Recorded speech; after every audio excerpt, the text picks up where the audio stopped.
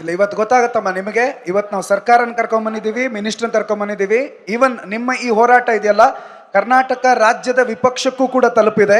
ಕೆಲವೇ ಹೊತ್ತಿನಲ್ಲಿ ಮಾನ್ಯ ವಿಪಕ್ಷ ನಾಯಕ ಆರ್ ಅಶೋಕ್ ಅವರು ನಿಮಗೊಂದು ಸಂದೇಶ ಕೊಡೋದಕ್ಕೆ ಬರ್ತಿದ್ದಾರೆ. ಕೆಲವೇ ಹೊತ್ತಲ್ಲಿ ಅವರ ಸಂದೇಶವನ್ನು ನಿಮ್ಮ ಮುಂದೆ ಇಡ್ತೀವಿ. ಅದಕ್ಕಿಂತ ಮೊದಲು ಒಂದೆರಡು ಮೂರು ಸಮಸ್ಯೆ ಸಾಹೇಬ್ರೆ ಹೇಳಿ. ಸರ, ಇವರು ಕಂಪ್ನಿಯವ್ರು ಬಂದು ನಮ್ಮ ಕಡೆ ಇದನ್ನ ಮಾಡೋ ಹೊತ್ನಾಗ ರೀ ಅದು ಕಂಪ್ನಿದು ಆಸ್ತಿ ಐತೆ ಅಂತ ಹೇಳ್ಯಾರಿ. ಕಂಪ್ನಿ ಆಸ್ತಿ ಮಾರನ್ರಿ, ನಮ್ ದುಡ್ಡು ಕೊಡು ಅಂತ ಹೇಳ್ರಿ ಅವ್ರಿಗೆ. ಆಯ್ತು, ಅದು ಹೆಂಗೆ ಏನು ಅಂತ ಸರ್ಕಾರ ನಿರ್ಧಾರ ಮಾಡುತ್ತೆ. ನಿಮ್ಮ ಸಮಸ್ಯೆ ಕೇಳೋದಕ್ಕೋಸ್ಕರನೇ ನಾವಿವತ್ತು ಇಲ್ಲಿರೋದು, ನಿಮ್ಮ ಕಣ್ಣೀರು ಒರೆಸೋದಕ್ಕೋಸ್ಕರನೇ ನಾವು ಬಂದಿರೋದು. ಬೆಂಗಳೂರಾಗ ಆಸ್ತಿ ಐತಿ, ದಿಲ್ಲಿ ಒಳಗೆ ಆಸ್ತಿ ಐತಿ, ಅಲ್ಲಿ ಐತಿ ಅಂತ ಎಲ್ಲ ಹೇಳಿದ್ರಿ.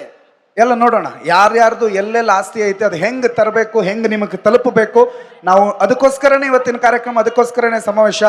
ಒಂದು ನೆನ್ಪಿಟ್ಕೊಳ್ರಿ, ಕರ್ನಾಟಕದ ಮಾಧ್ಯಮ ಅಲ್ಲ, ಭಾರತದ ಮಾಧ್ಯಮ ಇತಿಹಾಸದಲ್ಲಿ ಫಾರ್ ದ ಫಸ್ಟ್ ಟೈಮ್ ಮೊಟ್ಟ ಮೊದಲ ಬಾರಿಗೆ ಒಂದು ಟಿವಿ ಚಾನಲ್ ನಿಮ್ಮ ಮುಂದೆ ಬಂದಿದೆ, ನಿಮ್ಮ ಮನೆವರೆಗೆ ಬಂದಿದೆ, ನಿಮ್ಮ ಬಾಗ್ಲವರೆಗೆ ಬಂದಿದೆ. ನಮ್ಮದು ಕೇವಲ ಸಮಾವೇಶದ ಉದ್ದೇಶ ಅಲ್ಲ, ನಮ್ದು ನಿಮ್ಮನ್ನಿಲ್ಲಿ ಸೇರಿಸಬೇಕು, ಜನ ಒಟ್ಟು ಮಾಡಬೇಕು ಅನ್ನೋದಲ್ಲ ಉದ್ದೇಶ. ನಿಮ್ಮ ಪ್ರತಿಯೊಬ್ಬರ ಸಮಸ್ಯೆ ಪರಿಹಾರ ಆಗಬೇಕು ಅನ್ನೋದು ನಮ್ಮ ಉದ್ದೇಶ. ನೀವು ಹೂಡಿಕೆ ಮಾಡಿರೋ ಹಣ ನಿಮ್ಗೆ ವಾಪಸ್ ಬರಬೇಕು, ಅದನ್ನ ಸರ್ಕಾರದ ಮುಂದೆ ಇಡಬೇಕು ಅನ್ನೋದು ಉದ್ದೇಶ. ಮೊಟ್ಟ ಮೊದಲ ಬಾರಿಗೆ ಭಾರತದ ಇತಿಹಾಸದಲ್ಲಿ ಒಂದು ಮಾಧ್ಯಮ ನಿಮ್ಮ ಮುಂದೆ ಬಂದಿದೆ ನಿಮ್ಮ ಸಮಸ್ಯೆಗಳನ್ನು ಕೇಳೋದಕ್ಕೆ. ಹೇಳಿ.